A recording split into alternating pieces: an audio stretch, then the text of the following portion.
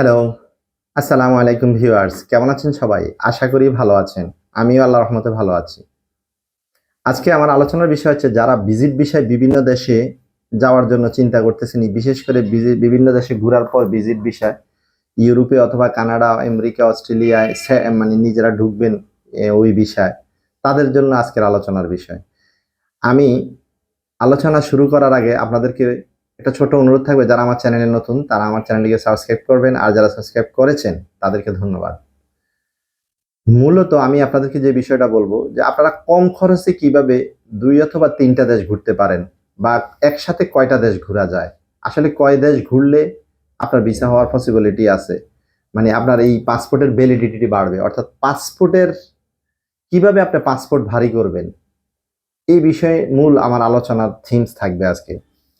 তো প্রথমত আমি আপনাদেরকে বলবো, যারা বিভিন্ন দেশে ঘুরবেন, এশিয়া কান্ট্রি গুলাতে ঘোরার পর পাসপোর্ট ভারী করে ইউরোপের যেকোনো একটা দেশ অথবা অস্ট্রেলিয়া অথবা কানাডা অথবা আমেরিকাতে ট্রাই করবেন, এরকম চিন্তা ভাবনা যারা আছেন তাদের জন্য আমি আমার ভিডিওটাকে প্রেজেন্ট করতেছি। প্রথম কথা হচ্ছে, আপনাকে প্রথমেই যে বিষয়টা মাথায় রাখতে হবে, যে কোনো দেশে যাওয়ার জন্য ফ্রেশ পাসপোর্টেও মালয়েশিয়ার ভিসা হয়, থাইল্যান্ডের ভিসা হয়।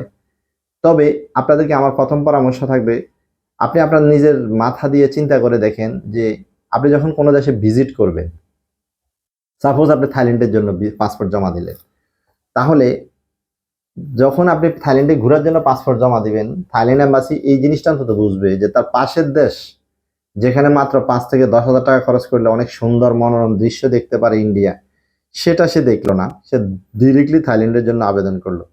ভিসা অফিসার কনফিউজ থাকবে, তার মানে ভিসা দিবে না, আমি এটা বলি নাই। আমি বলছি সাধারণ একটা জ্ঞান আপনি খরচ করতে হবে। এই ক্ষেত্রে আপনাকে প্রথমে ইন্ডিয়া ভ্রমণ করতে হবে যদি সম্ভব হয়। বর্তমান প্রেক্ষাপটে হয়তো ইন্ডিয়া ভ্রমণ করাটা সো টাফ হয়ে গেছে বা বন্ধ আছে, সেই ক্ষেত্রে প্রথমে আপনাকে মালয়েশিয়া থাইল্যান্ড লাগাইতে হবে। থাইল্যান্ড ঘোরার পর আপনাকে একদম অল্প টাকায়, ইচ্ছা করলে আমি ২০২৩ সালের লাস্ট মালয়েশিয়া, সিঙ্গাপুর, চায়না একসাথে ঘুরছি অনলি ১.৫ লক্ষ টাকায়। ৩ দেশ ঘুরে আসছি এবং আমার সফর সঙ্গী ছিল প্রায় ৫-৬ জন, আমরা একসাথে ঘুরে আসছি ওখানে। তবে সেটা হচ্ছে আপনাকে একা একা যদি আপনি যান তাহলে এই ক্ষেত্রে খরচ বেশি পড়বে। অবস্থার আলোকে বর্তমানে বিমান ভাড়া কম বেশি বা রাজনৈতিক প্রেক্ষাপটে অনেক কিছুই চেঞ্জ হতে পারে।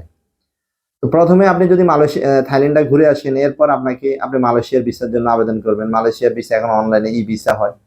মালয়েশিয়ার ভিসা হয়ে গেলে আপনি এবার সিঙ্গাপুরের ভিসার জন্য আবেদন করেন, সেটাও ই ভিসা। এরপর চায়না ভিসার জন্য আপনি আবেদন করতে পারেন। এই ৩ দেশের ভিসা হয়ে যাওয়ার পর ৩ দেশের ফ্লাইট ভাড়া আমার পড়ছিল ওই সময় ৭০ থেকে ৭৫ হাজার টাকা। তো ৭০ থেকে ৭৫ হাজার টাকা হইলে আর ৩ দেশে ঘুরতে আমি দেখছি যে আমার হয়তো সর্বোচ্চ ২০,০০০ করে ৬০,০০০, মানে ৭-৬ ১,৩০,০০০, আরো ২০,০০০ বাড়তি ধরলাম, ১,৫০,০০০ টাকা। এই ক্ষেত্রে যারা অল্প টাকায় মানে পাসপোর্ট ভারী করতে চাচ্ছেন বা বিভিন্ন একসাথে এট এ টাইম ২-৩ দেশ ভ্রমণ করতে চাচ্ছেন, তাদের জন্য সবচেয়ে সুন্দর সুযোগ হলো আমি মনে করি মালয়েশিয়া, সিঙ্গাপুর এবং চায়না। আর এখানে চায়না, সিঙ্গাপুর এবং মালয়েশিয়া ৩টা দেশেই পাসপোর্টকে অনেক বেশি ভারী করে ফেলবে। মানে পাসপোর্টের ভ্যালিডিটি বেড়ে যাবে। আপনি অন্য কোনো দেশে ইউরোপ অথবা কানাডা, অস্ট্রেলিয়ার জন্য যখন ট্রাই করবেন, তখন আপনার এই বিষয়টা তারা দেখবে। আমরা অনেক সময় অনেকে বলি ই ভিসা কি ওরা দেখবে? সিঙ্গাপুরে তো কোনো এম্বাসি, সিঙ্গাপুরের তো এয়ারপোর্টে কোনো সিলও পড়ে না। তাইলে ওরা কিভাবে বুঝবে? তো আমি আপনাদেরকে এতটুকু বলি, ভিসা অফিসাররা অবশ্যই জানে আপনি কোন কোন দেশ ভ্রমণ করছেন। এটা তারা বাহির করতে পারে। বিশেষ করে ইউরোপ, আমেরিকা, কানাডা এই ৩ দেশে যখন আপনি পাসপোর্ট দিবেন, আপনি এই পাসপোর্ট দিয়ে কয় দেশের এয়ারপোর্ট ক্রস করছেন বা ফিঙ্গারপ্রিন্ট, আই কনট্যাক্ট দিছেন, এটা তারা বলতে পারে। তো এই জন্য আসলে এখানে অনেকেই মনে করে যে যে দেশে স্টিকার আছে ওই দেশে গেলেই মনে হয় ভালো হবে। না, বিষয়টা এরকম না। আমি আমার আলোচনায় আপনাদেরকে বলবো, যারা ইউরোপ, কানাডা, অস্ট্রেলিয়া যাওয়ার জন্য চিন্তা ভাবনা করছেন, ভিজিট ভিসায় যাবেন, তাদের জন্য প্রথমে কি করণীয়, তাদের জন্যই আমি এই কথাগুলো বলতেছি। আপনি প্রথমে থাইল্যান্ড ভ্রমণ করবেন। থাইল্যান্ডে এককভাবে ভ্রমণ করা উচিত। কারণ এই ক্ষেত্রে অনেকে বলে আমি থাইল্যান্ড যখন গেছি, থাইল্যান্ডের থেকে আমি কম্বোডিয়ার ভিসা লাগাইতে গেছি থাইল্যান্ডেই, রয়্যাল এম্বাসিতে ওখানে। তো ভিসা লাগাইছি, এরপরে অনেক জটিলতা। ওখানে কম্বোডিয়া ঢুকার জন্য $১,০০০ শো করতে হবে। এরপরে নিজের কস্টিং দেখাইতে হবে। এরপরে থাইল্যান্ডের ডাবল এন্ট্রি ভিসা দেখাইতে হবে। মানে অনেক জটিলতা। তো তা আমি মনে করি এই ক্ষেত্রে আমি থাইল্যান্ড 50,000 টাকা দিয়ে আমরা 9-10 জন গেছি, একসাথে ঘুরে চলে আসছি। ঠিক আছে, ঘুরে থাইল্যান্ডের থেকে ঘুরে আসার পর পাসপোর্ট অনেকটাই ভারী হয়েছে, তখন আমি মালয়েশিয়ার জন্য আবেদন করছি, মালয়েশিয়ার ভিসা দিছে। সিঙ্গাপুরের জন্য আবেদন করছি, সিঙ্গাপুরের ভিসা দিছে। এরপর চায়নার জন্য করছি, চায়নার ভিসা দিছে। তারপর আমি 3 দেশের ভিসা নিয়ে একসাথে অ্যাপ্লাই করছি। তো এই ক্ষেত্রে আপনাদের জন্য আমার একটা পরামর্শ থাকবে, অনেক ভাই আমার দোকানে আসেন, ভাই কোনো দেশের ভিসা দেন না। বর্তমানে আসলে থাইল্যান্ডে ভিসা করলেও থাইল্যান্ডেও কিছু জটিলতা সৃষ্টি করছে এখন।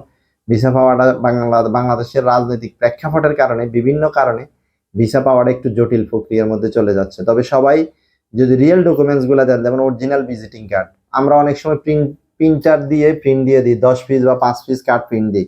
ভাই ওরা বোঝে এজেন্সি ওয়ালারা। আপনি যদি রিয়েল বিজনেসম্যান হন তাহলে আপনি ভিজিটিং কার্ড অবশ্যই ছাপাইবেন। আর যদি আপনি রিয়েল বিজনেসম্যান না হন তাহলে আপনি ভিজিটিং কার্ড ছাপাইবেন না, আপনি এখানে ফেক দিছেন। পেড এর মধ্যে যে কোনো নর্মাল দোকানে যাইয়া প্রিন্টার দিয়ে পেড বাইর করলে সেটা হচ্ছে A4 সাইজ, সেটা লেটার সাইজ হয় না।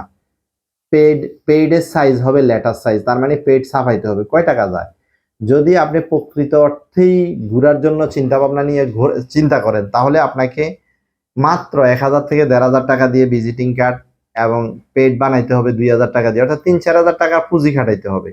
তাহলে আপনার ডকুমেন্টগুলো জেনুইন হয়ে যাবে। আর অ্যাকাউন্ট স্টেটমেন্ট, এখন অ্যাকাউন্ট মানে অনেকের একদম নিম্নবিত্ত ফ্যামিলির লোকেদের অ্যাকাউন্ট থাকে এখন। তো অ্যাকাউন্ট থাকবে, অ্যাকাউন্টে স্টেটমেন্ট করবেন। আর ভিজিটিং কার্ড, ট্রেড লাইসেন্স, এই জিনিসগুলো যদি আপনি রিয়েল ভাবে দিতে পারেন, কোনো ব্যক্তির ভিসা ফেক হওয়ার সম্ভাবনা না, মানে ভিসা না দেওয়ার কোনো কারণ আমি দেখি না। দুই একটা ভিন্ন বিষয়, সেটা তো তকদিরের বিষয়। তো এই জন্য আমি বলবো, যারা কম টাকায় 2-3 দেশ একসাথে ঘুরতে চান, তারা চায়না, মালয়েশিয়া, সিঙ্গাপুর একসাথে ভ্রমণ করতে পারেন। যেটা আমি আমার নিজের বাস্তব অভিজ্ঞতা আমি শেয়ার করছি আপনাদের সাথে। 1,30,000 মতো আমার খরচ গেছে, কিন্তু বাড়তি খরচ আমি পরিবারের জন্য কি আনছি না আনছি সেটা আমার 1,80,000 হয়ে যাইতে পারে, সেটা আলাদা বিষয়।